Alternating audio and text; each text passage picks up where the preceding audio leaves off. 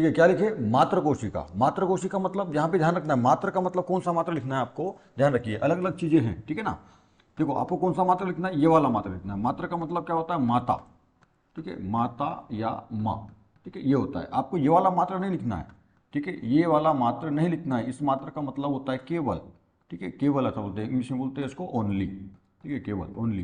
तो ये मात्र नहीं लिखना है आपको, ये मात्र लिखना है, मतलब ये त्र, ये वाला नहीं लिखना है आपको। जो त है उसमें ऋषि की रेप लगाते हैं, ये वाला लिखना है। इस मात्र का मतलब होता है माता या माँ, ठीक है। तो यहाँ पे मात्र कोशिका का मतलब है, मात्र कोशिका मतलब वो कोशिका जो माता कोशिका होती है, जिससे संतति कोशिका का यानी संतान का जो है संतान कोशिका का जो है जन्म होने वाला है या निर्माण होने वाला है, उसको उसको बोलेंगे। तो जो माता है, यहाँ मात्र का मतलब माता। इसी प्रकार से और भी शब्द होते हैं, ठीक है। कई बार अपन लिखते हैं ग्रह, ये वाला ग्रह, और दूसरी एक वाला ग्रह ये वाला होता है, ठीक है। इस ग्रह का मतलब क्या है, तो इस ग्रह का मतलब होता है जो आकाशीय पिंड होते हैं, आकाशीय पिंड, ठीक है, आकाशीय पिंड, जैसे कि बुध शुक्र पृथ्वी है ना। बुध होता है, शुक्र होता है, पृथ्वी होता है, मंगल है, ऐसे 8 जो ग्रह हैं, है ना। यहाँ पे इस ग्रह की बात हो रही है। और ये वाले ग्रह का मतलब होता है घर या मकान, इसका मकान, घर या मकान, ठीक है, ये मतलब होता है। तो ग्रह मतलब ऐसा नहीं कि जैसे ग्रह बोले मतलब कुछ भी ग्रह लिख दो आप। यहाँ पे आपको समझना पड़ेगा कि किस सेंस में बात कर रहे हैं। मतलब हम किसी घर में बात कर रहे हैं, मैं ग्रह जा रहा हूँ,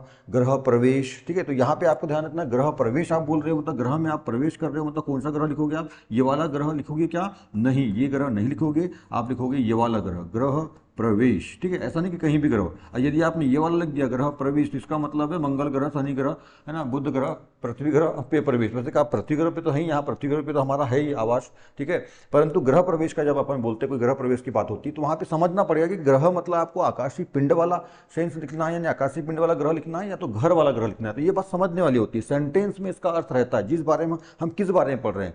हम आकाशीय पिंड वाले ग्रह के बारे में पढ़ रहे हैं, यदि यहाँ ग्रह गया बोला गया है तो आप इस वाले ग्रह का प्रयोग करेंगे लिखने में, ठीक है। यदि हम घर से संबंधित बात कर रहे हैं, वहाँ घर का सेंस आ रहा है, अर्थ आ रहा है, तो आपको ये वाले ग्रह का प्रयोग करना है, ठीक है, इसका ध्यान रखिए। उसी तरह से और कई और भी कई चीज़ें होती है, और कई शब्द होते हैं। तो केवल पढ़ने से काम नहीं चलेगा, सही तरीके से पढ़ना बहुत जरूरी है। जैसे अपन लिखते हैं नौ और लिखा जाता है नौ, ठीक है। तो इस नौ का मतलब क्या होता है, इस नौ का मतलब होता है नया, ठीक है, नया मतलब न्यू, ठीक है। इसका मतलब होता है नया, और इसका मतलब होता है नाइन, ठीक है, ये वाला नाइन, ठीक है। तो नौ, न में ओ की मात्रा नौ मतलब नाइन होता है, और नौ यानी नौ का मतलब होता है नया या नई, ठीक है, कोई भी न्यू चीज जो है उसका। तो यहाँ पे ऐसा मतलब नौ बोलते हैं। अब यहाँ पे समझना पड़ेगा कि आप कौन सा नौ बोल रहे हैं। यदि हम अंक, वहाँ पे बात चल रही कोई अंकों वाले नौ को बोलना है, ठीक है ना, अंक वाले नौ की बात चल रही है, तो वहाँ पे कौन सा इस्तेमाल करना है, न में ओ की मात्रा नौ का इस्तेमाल करना है, ये लिखना है। और यदि कोई नया की बात चल रही है, जैसे नव वर्ष है, नव वर्ष की शुभकामनाएं, ऐसा बोलते हैं नौ, कोई भी नया काम अपन स्टार्ट कर रहे हैं, उसकी शुभकामना, नए काम की शुभकामना हो आपको, तो नौ, नौ, नौ मतलब नया। यहाँ पे नौ, ये वाले नौ का मतलब ये नौ नहीं होता है, ठीक है, ये नौ का मतलब ये नौ है। नौ में और की मात्रा नौ मतलब नाइन है,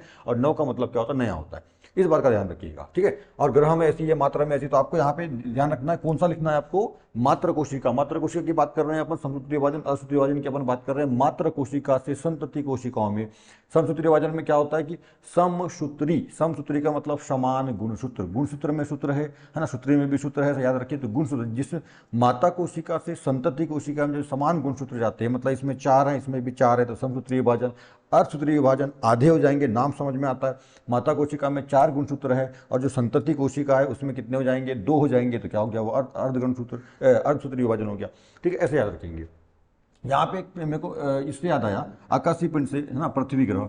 देखो अभी बड़ी अच्छी बात मैं आपको बताता हूँ। यहाँ पर आप लोगों ने कभी नोटिस नहीं किया होगा, आप रोज अपने घर में कैलेंडर देखते हैं, ठीक है, देखते हैं ना। तो कैलेंडर अपन देखते हैं, और कैलेंडर में सप्ताह के 7 दिन लिखे होते हैं, सप्ताह के 7 दिन, ठीक है, सप्ताह में 7 दिन होते हैं। ये अच्छा, सबसे पहले बात मेरे को ये बताइए कि सप्ताह में जो 7 दिन होते हैं, उसमें सबसे प्रमुख दिन कौन सा होता है, सप्ताह का शुरुआती दिन कौन सा होता है, सप्ताह किस दिन से शुरू होता है, ठीक है, नहीं, सोमवार से नहीं होता, ठीक है, सोमवार से नहीं होता। आप लगता है ऐसा क्योंकि संडे को अपन छुट्टी मनाते हैं, उसके बाद सोमवार से नया स्कूल स्टार्ट करेंगे, नया दिन हमको लगता है सोमवार, नहीं जी, सप्ताह का सबसे पहला दिन होता है रविवार। सप्ताह की शुरुआत होती है रविवार से, है ना। दूसरा दिन है सोमवार, तीसरा दिन है मंगलवार, ठीक है, उसके बाद आता है बुध, है ना, बुध, बुध नहीं, बुध, है ना, कई लोग इसको बुध लिखते हैं, ठीक है, बुद्ध लिखते हैं, ये बुद्ध भगवान वाले बुद्ध है, तो ये वाला नहीं लिखना है, बुध है ना, बुधवार, ठीक है। बुधवार के बाद आता है गुरुवार, ठीक है, उसके बाद आता है शुक्रवार, और उसके बाद आता है शनिवार। सप्ताह का जो अंतिम दिन होता है वो होता है शनिवार, और पहला दिन होता है रविवार। यहाँ पर भी इसका बहुत अच्छा मतलब महत्व है,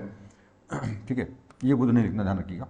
ठीक है। यहाँ पर भी देखिए, तो इसमें सबसे जो पहला दिन होता है, सबसे प्रमुख जो दिन होता है सप्ताह का पहला दिन कौन है? रविवार। और सप्ताह का अंतिम दिन कौन होता है? शनिवार। ठीक है, रविवार शनिवार। तो आपने कैलेंडर देखा है, कभी भी अपन इस बात पे गौर नहीं करते हैं, ठीक है, ध्यान देते हैं बस है तो है ना। सप्ताह में 7 दिन होते हैं, आपने देखा है सप्ताह में 7 दिन। तो सप्ताह में 7 दिन में पहला देखो, आप अभी तक आपको यही नहीं मालूम कि पहला दिन कौन सा, आप समझते हो पहला दिन क्या है? सोमवार है। जबकि हम कैलेंडर हमेशा देखते हैं, रोज लगभग आपके घर में कैलेंडर टंगा होता है, बाबुल चतुर्वेदी का हो, भुवन पंचाग का हो, कोई भी कैलेंडर उसमें टंगा रहता है, उसमें आप देखते हो हमेशा, पर कभी इस बात को गौर नहीं करते। कैलेंडर में देखिएगा, कैलेंडर में सबसे पहला दिन रविवार होता है, और सोमवार मंगल बुध गुरु शुक्र ऐसा शनिवार लास्ट दिन होता है। हम देखते हैं पर फिर भी हमारे दिमाग में कॉन्सेप्ट नहीं होता है कि सबसे पहला दिन क्या है, हमको लग रहा है सोमवार है, जबकि रविवार है। रात दिन से अपन देखते आ रहे हैं, बचपन से देखते आ रहे हैं, पर समझे आज तक नहीं। इसलिए स्टडी केवल पढ़ने देखने वाली नहीं, समझ में आती बात? पढ़ने देखने वाली स्टडी नहीं। कैसी स्टडी? समझ वाली स्टडी, ठीक है, ज्ञान वाली स्टडी, एक्चुअल ज्ञान, सही ज्ञान होने वाली स्टडी, है ना। लाइफ को स्टडी से कनेक्ट करिए, जीवन को स्टडी से कनेक्ट करिए, इसलिए कनेक्टिंग स्टडी में बोलता हूँ, ठीक है। केवल पढ़ना है सब, ऐसा नहीं चलेगा, ठीक है। रवि, रवि का मतलब क्या होता है? बड़ा अच्छा कॉन्सेप्ट है, बहुत महत्वपूर्ण बात, ध्यान समझना। रवि का मतलब क्या होता है? सूर्य, ठीक है, सूर्य मतलब रवि, ठीक है। सोम का मतलब होता है चंद्रमा, सोम मतलब चंद्रमा को कहा जाता है सोम। सोम का पर्यायवाची है, चंद्रमा का पर्यायवाची कौन है? सोम है। रवि का पर्यायवाची कौन है? सूर्य। मंगल, मंगल मतलब मंगल ग्रह, ठीक है। मंगल कौन? अच्छा, ये क्या है? उपग्रह है, उपग्रह, ठीक है। ये कौन है? तारा, ठीक है। यहाँ पे जो ये ग्रह है, कौन सा ग्रह? ये वाला ग्रह। ये सारे जो बुध गुरु पृथ्वी शनि सब कौन है? ये ग्रह है, ठीक है, ध्यान रखिए, ये सबके सब ग्रह है। अब आपने सुना भी है मंगल ग्रह, बुध ग्रह, गुरु। हाँ अच्छा, यहाँ गुरु याद रखना, गुरु मतलब बृहस्पति ग्रह। कौन? बृहस्पति, बृहस्पति, है ना, बृहस्पति ग्रह, ये बृहस्पति ध्यान रखना, बृहस्पति ग्रह। यहाँ पे गुरुवार का मतलब बृहस्पति, तो कई बार देखा है आपने, गुरुवार को बृहस्पतिवार भी कहते हैं, बृहस्पतिवार यानी गुरुवार, ठीक है, गुरु का वार है, बृहस्पति गुरु है, गुरु का वार है, ठीक है। बुध, तो यहाँ पे देखिए ये जो इतने हैं, मंगल से लेकर शनि तक, ये कौन है? ग्रह है ना, ये उपग्रह है, और ये कौन है? सूर्य है, मतलब तारा है। कितना अच्छा कॉन्सेप्ट यहाँ पे दिया है। देखो जिस तरह से ये होता, ये है सूर्य, मान लीजिए ये कौन है? सूर्य है, ठीक है, सूर्य। ऐसे देखो, ये ऐसे ऐसे अपन ने गोल गोल बनाया, इसका मतलब क्या है? गोल गोल बनाने का मतलब ये है कि सूर्य अपनी रोशनी बिखेर रहा है। आपने देखा हो जैसे अपन बल्ब बनाते ना, ठीक है, बल्ब का अपन मार्क बनाते हैं, इस टाइप का, ये बल्ब का अपन ने मार्क बना लिया, ठीक है, इस तरह का। तो देखिए ये यदि बल्ब ऐसा बनाया, इसका मतलब कैसा बल्ब है? ये बंद बल्ब है, ठीक है ना। अपने वो नहीं, 10वीं में, 10वीं में मिलेगा आपको ये, और इसके पहले ही बनाया होगा। तो ये ऐसा बल्ब है, इसका मतलब कैसा है? बल्ब बंद है, बंद है बल्ब। और यदि ऐसा रोशनी बिखेर है, इसका मतलब कैसा बल्ब है? चालू बंद है। ये मार्क होता है, मतलब संकेत होता है, ये चालू बंद का संकेत है। और ये बाहर जो हमें दर्शाया, प्रकाश किरणें बिखेर रहा है, ये प्रकाश किरणों को ना दर्शाए, इसका मतलब होता है बंद बल्ब, ठीक है। तो वैसे यहाँ पे सूर्य है। अच्छा, सूर्य के साथ हमारा ये जो सूर्य है, इसको अपन सौर परिवार बोलते हैं। सौर परिवार में कितने? 3 4 5 6 7 8। ये आकार बड़ा छोटा है, बस मैं आपको बता रहा हूँ, आपको आकार तो पता है, बृहस्पति सबसे बड़ा है, ठीक है। तो ये कौन है? बुध है, शुक्र है, पृथ्वी है, ये अपनी पृथ्वी है, अर्थ है, ठीक है, पृथ्वी है ना। और ये मंगल है। पृथ्वी के आसपास कौन घूमता है? पृथ्वी के आसपास जो चक्कर लगाता है वो कौन होता है? चंद्रमा होता है, मून होता है। तो बुध शुक्र पृथ्वी, चंद्रमा, चंद्रमा उपग्रह, ग्रह नहीं है, ये ग्रह, ये 8 है, ठीक है, 1 2 ये 3 ये 4 ये 5 6 7 और ये 8। तो बुध शुक्र पृथ्वी मंगल, ठीक है। उसके बाद आता है शनि, बृहस्पति, ठीक है, बृहस्पति शनि यूरेनस और नेपच्यून, ऐसे 8 ये ग्रह है। पहले प्लूटो भी था, पर प्लूटो ग्रह से हटा दिया, अभी 8 ग्रह है ना, पहले 9 थे, अब 8 है, प्लूटो को हटा दिया ग्रह से, ठीक है। तो इस तरह से 8 ग्रह हैं, और ये 8 ग्रहों के बहुत सारे उपग्रह हैं, ठीक है। तो ये परिवार का मुखिया कौन है? इस सौर परिवार का अच्छा, एक बात और यहाँ पे समझना है, ये एक तारा है, एकमात्र तारा। आप लोगों को मालूम है, तारा जो है पूरे ब्रह्मांड में, पूरे यूनिवर्स में जो तारे हैं वो है लगभग 10 पर 22 की घात करोड़, 10 पर 22 की घात करोड़ तारे हैं पूरे ब्रह्मांड में, ठीक है। उसमें से एक तारा कौन है? उसमें से केवल एक तारा कौन है? सूर्य है। जैसे आप ध्यान रखना, जैसे पूरे विश्व में लगभग ना जो जनसंख्या, विश्व की लगभग जनसंख्या जो है 800 करोड़ लोग हैं विश्व में। 800 करोड़ में ओम पटले एक व्यक्ति है ना। जैसे आप एक व्यक्ति है ना, ये मोहित एक व्यक्ति है, ये श्याम एक व्यक्ति है। तो वैसा 800 करोड़ में जैसे मैं एक व्यक्ति हूं, ऐसा ही ये 10 पे 22 की घात करोड़, है ना। 10 पे 22 मतलब एक के बाद 22 जीरो लगाना और काउंट करना। भैया मेरे को तो आता नहीं है, ठीक है, देख लीजिएगा। अंत्या महांत्या पदम शंख, मतलब उसको बहुत आगे तक जाएगा, ठीक है, गिनते शायद नहीं बनेगा, इतने सारे आंकड़े शायद ही होंगे, देख लीजिएगा, है ना। उसके उस पर बन जाते हैं, क्योंकि असंख्य है, ये अनगिनत है, ठीक है ना, ये अपरिमित है, ठीक है। इसमें से एक कौन है?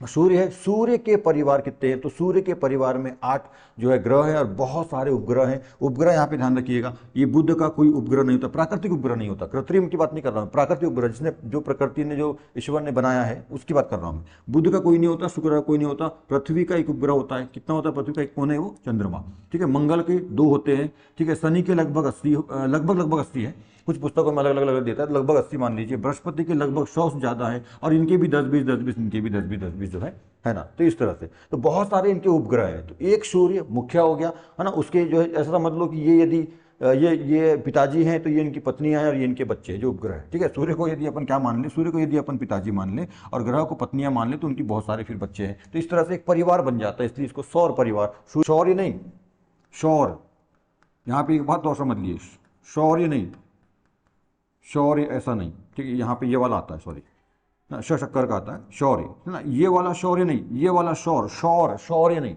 ठीक है। शौर्य का मतलब होता है बल, ताकत, शौर्य, ठीक है, ऐसा ये होता है। ये सौर परिवार, तो सौर परिवार, सौर का मतलब सूर्य। देखो यहाँ पे रवि, सौर, सूर्य, ये सब क्या है, ठीक है। ये जो सूर्य है उसके जो है पर्यायवाची, दिनकर, प्रभाकर, ये भी होता है सब, ठीक है। तो इस तरह से ये सूर्य परिवार होता है ना।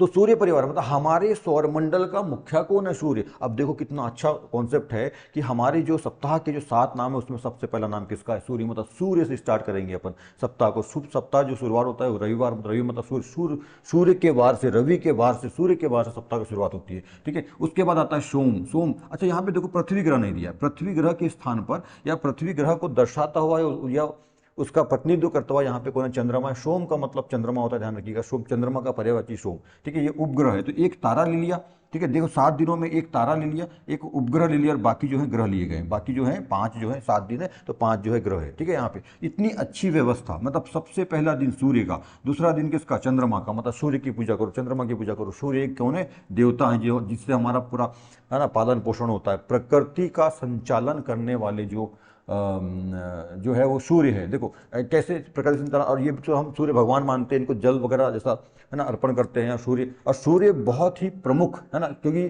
सबकी जड़ जो है, मतलब सभी चीज़ों का जो मूल है वो सूर्य। कैसे हम जो भोजन कर रहे हैं, आज मनुष्य बड़ी बड़ी बात करता है सूर्य को ऐसा वैसा, माना कि सूर्य अब देवता के रूप में हमको नहीं दिखते हैं, एक मानव के रूप में मुकुट पहने हुए ऐसे देवता के रूप में हमको 7 घोड़े पे चलते हुए नहीं दिखते, पर उन्होंने रूप बदल लिया है। और अब जो सूर्य है वो घोड़े पे ना, 7 घोड़े के रथ पे न चलते हुए हाइड्रोजन हीलियम गैस के गोले हो गए हैं, और उनसे 7 रंगों की प्रकाश निकल रही है। जो 7 रंग की प्रकाश निकल रही है वही उनके क्या है, 7 घोड़े हैं, ठीक है, याद रखिएगा, है ना। तो उन्होंने रूप बदल लिया, और आज भी सूर्य से ही प्रकृति चल रही है। सारी प्रकृति को जो ऊर्जा मिल रही है हमको, पूरी प्रकृति के सब जीव, पेड़ पौधों को, जीव जंतुओं को, सजीव निर्जीव को जो ऊर्जा मिल रही है वो किससे मिल रही है, वो सूर्य से ही मिल रही है। सोच के देखो कि यदि सूर्य अपनी ऊर्जा देना बंद कर दे, मतलब चमकना बंद कर दे जो सूर्य, और सूर्य की ऊर्जा भी कितने दिनों से, कितने दूर से आती है यहाँ पर, ठीक है। ऐसा देखो, ये सूर्य का क्रोड है, जो ऊर्जा निकलती है सूर्य के क्रोड से निकलती है। यहाँ पे मान लीजिए पृथ्वी है, यहाँ सूर्य का प्रकाश यहाँ से निकलकर यहाँ तक आता है। सूर्य का प्रकाश यहाँ से निकलकर, मतलब अपने अंतिम बाह्य परत से निकलकर पृथ्वी तक पहुँचता है। ये लगभग 15 करोड़ किलोमीटर की दूरी है, 15 करोड़ किलोमीटर की दूरी है, और इसको 8 मिनट 20 सेकेंड लगते हैं, 8 मिनट 20 सेकेंड, ठीक है, मिनट 8.20 मिनट, मैंने 8 मिनट 20 सेकंड का समय लगता है, ठीक है, माना है। पर मैंने यहाँ पे जैसे अभी कहा कि ये जो 1 साल का, 1 वर्ष पहले का नहीं, 1 लाख, सॉरी 1 लाख वर्ष पहले का लगभग जो हमारे सूर्य का प्रकाश जो पृथ्वी में पहुंचता है वो सूर्य का एक्चुअल तुरंत का, यानी 8 मिनट 20 सेकंड पहले का प्रकाश ना होकर के 1 लाख साल पहले का प्रकाश होता है। क्यों, समझना, ठीक है। जो सूर्य का जो प्रकाश निकलता है वो सूर्य के क्रोड से निकलता है, सूर्य का क्रोड यानी केंद्र से निकलता है। सूर्य के क्रोड और उसके बाहरी परत के बीच बहुत लंबी दूरी है, बहुत लंबी दूरी, इतनी लंबी दूरी कि अपनी ये पृथ्वी और सूर्य और पृथ्वी की जो 15 करोड़ किलोमीटर की दूरी, उससे कहीं ज़्यादा दूरी है। तो यहाँ पे ये समझना आप, यहाँ पे ये केवल 8 मिनट 20 सेकेंड में, मोटा मोटा 8 मिनट मान लेता हूँ, 8 मिनट का समय लग रहा है, परंतु सूर्य के प्रकाश को, सूर्य की ऊष्मा को केंद्र से निकलकर इस बाह्य परत तक आने में 1 लाख साल से 8 मिनट कम का समय लगता है, लगभग ये समझ लो आप, ये ना 1 लाख साल का, 1 लाख साल का समय लगता है यहाँ से निकले प्रकाश को बाह्य परत तक आने में, और मात्र बाह्य परत से लेकर के पृथ्वी तक आने में 8 मिनट का समय लगता है। तो 1 लाख, ठीक है, वर्ष, 1 लाख वर्ष की तुलना में, है ना, 1 लाख साल की तुलना में यहाँ पे 8 मिनट जो है बहुत ही कम समय है। तो हमको लगता है कि यार सूर्य का प्रकाश जो है ना, 8 मिनट 20 सेकंड में पहुंच गया, पर एक्चुअल वो जो रोड से निकला हुआ सूर्य का प्रकाश होता है ना, वो 1 लाख साल पहले का प्रकाश होता है जो हमारे पास पहुंचता है। 1 लाख साल पहले का प्रकाश, सोचो, ठीक है। तो ये बहुत बड़ी, क्योंकि अब ऐसा क्यों, तो आप लोगों को मालूम है कि पृथ्वी जो ग्रह है जितना बड़ा है, इसकी विशालता को आप समझ सकते हो। पृथ्वी ग्रह जैसे लाखों ग्रह मिलाएंगे, लाखों ग्रह, तब जाके एक सूर्य बनेगा। मतलब इतना बड़ा है, लाखों ग्रहों को मिलाने से, पृथ्वी जैसे लाखों ग्रहों को मिलाने से एक सूर्य का जो है, जो सूर्य तारा है ना, सूर्य स्टार है, वो बनता है। मतलब सूर्य का पिंड बनेगा। इतना ज़्यादा मतलब बड़ा ये विशाल है, इसको समझ पाना मतलब बहुत मुश्किल है, ठीक है। जैसे जैसे आप बड़ी क्लास में जाएंगे वैसे वैसे इसको समझ पाएंगे थोड़ा धीरे धीरे से, ठीक है। ये बात है कि सूर्य से ही जो है हमारा पूरी पूरी प्रकृति का संचालन होता है। कैसे होता है, देखिए, सूर्य का जो प्रकाश निकलता है उसी से पेड़ पौधे अपना भोजन बनाते हैं। उसी से हमको, जब वो भोजन बनाएंगे, प्रकाश संश्लेषण की क्रिया होती है, तो वहीं से फिर ऑक्सीजन निकलता है। वो ऑक्सीजन किसको मिलता है? हम लोगों को मिलता है, जीव जंतुओं को मिलता है, मानव को मिलता है। सोचो, हम बिना भोजन के रह सकते हैं कुछ 20-30 दिनों तक, है ना, बिना पानी के कुछ दिनों तक आप रह सकते हो, पर बिना ऑक्सीजन के आप 2 मिनट भी अपन जो है नहीं रह सकते। तो ऑक्सीजन मेन चीज़ है हमारे लिए। जैसे जल ही जीवन है बोलते हैं ना, मैं बोलता हूँ जल ही जीवन है, बिल्कुल सही है, पर ऑक्सीजन महाजीवन है, ठीक है। जल तो जीवन है ही है ना, जल जो है वो तो जीवन है ही है, बिल्कुल। जल के बिना जीवन नहीं होगा, पर जल के बिना आप कुछ दिनों तक जिंदे रह सकते हैं बिना जल के, क्योंकि आपके शरीर के अंदर ऑलरेडी 65 से 70% जल है। तो जल की पूर्ति जो है हमारा शरीर कुछ दिनों तक, 10 दिनों तक, 8 दिनों तक, 15 दिनों तक शरीर इससे कर सकता है, पर बिना ऑक्सीजन के अपन 2 मिनट भी जिंदे नहीं रह सकते। आप देखें ना, जब फिल्म में किसी नाक बंद कर दिया है, 2 मिनट में साफ हो जाता है, मर जाता है, ठीक है, नदी घाट पहुंच जाएगा। तो ऐसा है। तो मैं कहता हूं कि जल तो जीवन है, जल ही जीवन है, पर ऑक्सीजन महाजीवन है, जल से ज़्यादा। मतलब यदि कोई जरूरी चीज़ है हमारे जीवों के लिए, हमारे शरीर के लिए, तो सबसे ज़्यादा जरूरी चीज़ है ऑक्सीजन, सेकंड नंबर पर जल और थर्ड नंबर पर भोजन, ठीक है ना। ये ध्यान रखिए। तो ऑक्सीजन कैसे आता है? ऑक्सीजन आता है पेड़ पौधे से। ऑक्सीजन कौन बनाता है? केवल और केवल पेड़ पौधे। और पेड़ पौधे सूर्य की उपस्थिति में जो उससे प्रकाश मिलता है, जो उससे ऊर्जा मिलती है, उष्मा मिलती है, उसके द्वारा ही क्या करता है, अपना जो प्रकाश संश्लेषण की प्रोसेस है वो करता है। हमारे पास चावल तो है, सब्जी है, खाना बनाने के लिए सब कुछ है, रोटी बनाने के लिए आटा है, पर यदि आपके पास चूल्हा नहीं है, गैस नहीं है, या लकड़ी अंगार नहीं है, मतलब जो भी है ना, यानी इसको पकाने वाला सिस्टम नहीं, तो आप उसको खा नहीं सकते हैं, है ना। कच्चा खाएंगे तो आपका पेट खराब हो जाएगा, कच्चा संभव नहीं है सब कुछ को खाना, है ना। कुछ चीज़ें कच्ची खा सकते हैं, पर सब कुछ खाना संभव नहीं है, भोजन पकाना ही पड़ेगा। तो सब कुछ होते हुए यदि आपके पास गैस नहीं है, चूल्हा नहीं है, तो आपका भोजन कोई मतलब का नहीं, आप खा नहीं सकते। उसी प्रकार से ना, प्रकाश संश्लेषण की क्रिया को करने के लिए सूर्य की गर्मी, सूर्य का प्रकाश, उष्मा होना बहुत जरूरी है। तभी तो देखो, और सब चीजें, यदि मानव की हम बात करें तो मानव को सब चीज सूर्य की कृपा से मिलती है, सूर्य से ही मिल रहा है। भोजन, जितना भी भोजन अपन खाते हैं, चावल, गेहूं, ठीक है, टमाटर, मिर्ची, प्याज, ये वो सब जितना कुछ खाने, कहाँ से मिलता है? पेड़ पौधों से मिलता है। पेड़ पौधा कहाँ से बनेगा? सूर्य के प्रकाश से बनता है। प्रकाश संश्लेषण किया करेगा तब तो भोजन बनेगा। वो भोजन फिर, है ना, भोजन बनता है, वो भोजन खाते हैं, और वो फिर प्रकाश पेड़ पौधों से हमको मिलता है। तो उसकी जिंदे रहने के लिए सूर्य प्रकाश उपस्थित है, वो जिंदा रहेगा तो हम जिंदे रहेंगे, ठीक है ना। क्या?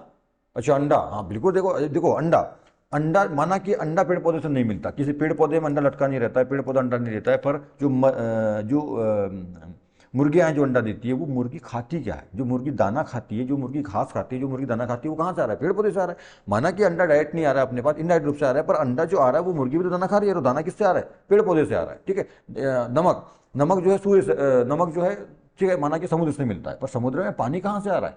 ठीक है, बारिश से। और वर्षा कौन कराता है? पेड़ पौधे। पेड़ पौधे के होने से तो बारिश होती है, ठीक है। तो पेड़ पौधा तो कहीं ना कहीं डायरेक्ट इनडायरेक्ट रूप से पेड़ पौधा, और पेड़ पौधे के लिए जरूरी है सूर्य। तो सूर्य हमारे भगवान हुए कि नहीं हुए? क्योंकि हम सूर्य के मतलब मेहरबानी से, सूर्य की कृपा से ही हम जिंदे हैं, ठीक है। तो सूर्य बिल्कुल भगवान है, क्योंकि उनसे ही हम चल रहे हैं। भगवान वे होते हैं जो हमको बनाते हैं, पालते हैं, पोसते हैं, वो भगवान होते हैं, ठीक है। तो सूर्य, तो सबसे पहली शुरुआत सप्ताह की जो करते हैं अपन, किससे करते हैं? सूर्य से करते हैं। दूसरा कौन हो गया? चंद्रमा, है ना। चंद्रमा की उपस्थिति बहुत जरूरी है ना, चंद्रमा। और उसके बाद में जो है ये बाकी ग्रह है, तो ऐसा ध्यान रखिए। अच्छा, ये चीज़ आप कैलेंडर में देखते भी, देखिए मैं कैलेंडर, ठीक है, देखो ये चीज़ें, देखो ये चीज़ें आप कैलेंडर में देखते भी, देखो ये पुराने साल का कैलेंडर है, आप यहाँ पे देख रहे, देखो ये रवि लिखा हुआ है, ठीक है। तो रवि के बाद यहाँ सूर्य बना, सूर्य का वो देखो चित्र बना हुआ है, ऐसा गोला बना है, और बाहर बाहर ऐसा किरणें निकली हुई है। उसके बाद सोम, सोम देखो यहाँ पे चंद्रमा का चिन्ह बना हुआ है ना। मंगल लाल ग्रह बना हुआ है, बुध, एक बुध ग्रह बना हुआ है, गुरु बना हुआ है, ठीक है, शुक्र बना हुआ है, लास्ट में को शनि, ये वलय वाला है ना, रिंग वाला शनि बना है। आप हमेशा देखते हैं, रोज कहीं ना कहीं आपके घर में दीवार में टंगा होता है, रोज देखते हैं, पर कभी इस बात को,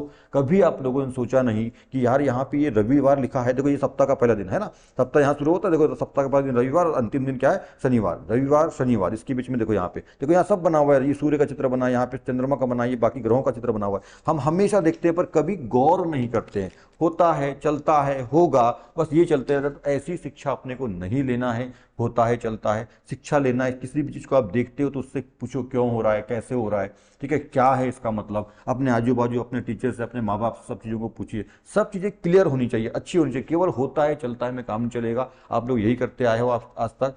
अपने जो सीनियर्स लोग भी हैं, अपने जो बड़े भाई बहन लोग भी हैं, अपने जो पहले की शिक्षा का जो सिस्टम हो, अभी की शिक्षा का जो सिस्टम हो गया है, बस रटना है, घुटना है, परीक्षा में रट घुट करके 20 क्वेश्चन पढ़ के जो है प्रश्न बना लेना है सर, और उसके बाद सरकारी नौकरी चाहिए। तो ऐसे में काम चलेगा नहीं, सबको सरकारी नौकरी मिलेगी नहीं। परसेंट 20 क्वेश्चन पढ़ के प्रश्न बना भी लोगे, पूरी पुस्तक का ज्ञान नहीं लोगे तो सब अधूरा ज्ञान रहेगा, कोई मतलब नहीं रहेगा सब चीज़ों का।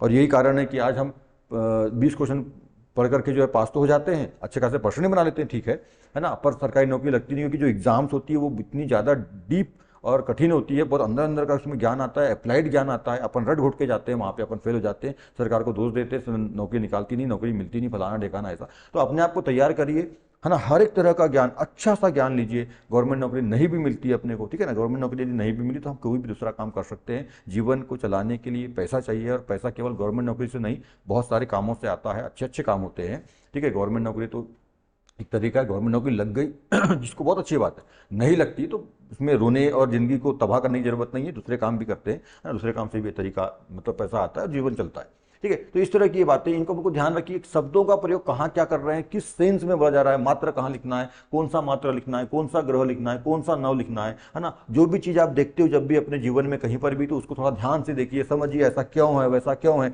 ना, क्यों और कैसे जरूर पूछिए, ठीक है। यदि आपके अंदर, है ना, उत्सुकता आएगी किसी भी चीज़ को, ये क्यों होता है, ये कैसे होता है, ये जानने की उत्सुकता आएगी, तो आप उसको जानोगे, उसके पीछे लगोगे, उसको पूछोगे, इधर उधर जानने का प्रयास करोगे, और जब जानोगे तो आपको जो है कॉन्सेप्ट बनेगा दिमाग में अच्छा, और चीज़ों को समझ में अच्छा आएगा। इससे आप भूलते भी नहीं हो। देखो याद रखना, है ना, बहुत सारी समस्या रहती है अपना भूलने की। आप क्या है, कॉन्सेप्ट वाइज पढ़ोगे ना, किसी चीज़ को ऐसा क्यों होता है, क्या होता है, इसको पूरा पढ़ोगे, उसका पूरा माइंड मैप अपने दिमाग में बनाओगे ना, एक माइंड मैप आपके दिमाग में बन जाए, नक्शा बन जाएगा चीज़ों का, एक पूरा मैप बन जाएगा, तो उससे भूलते भी नहीं हो आप। और बार बार रिवीजन करने की जरूरत नहीं, एक बार दिमाग में घुसेगा, बाहर कभी निकलेगा नहीं वो, ठीक है। इस तरह की जो है compare wise, concept wise connecting study करिए, ठीक है ना। मैं इसलिए आपको इस तरह से पढ़ाते रहता हूँ, एक एक शब्द का मतलब हमेशा बताते रहता हूँ, उनको ध्यान रखिए इस चीज़ का कि कहाँ कैसा लिखना है। केवल 9 बोल दिया मतलब कोई भी 9 लिख दिया, ऐसा नहीं हो सकता है कि मैं आपको बोल रहा हूँ कि ये 9 प्रकार के होते हैं और आपने ये वाला 9 लिख दिया, तो हो गया ना, पूरा कचरा कर दिया आपने। तो मैंने बोला था आपको 9 प्रकार मतलब 9, 1 2 3 4, है ना, 9 प्रकार, 9,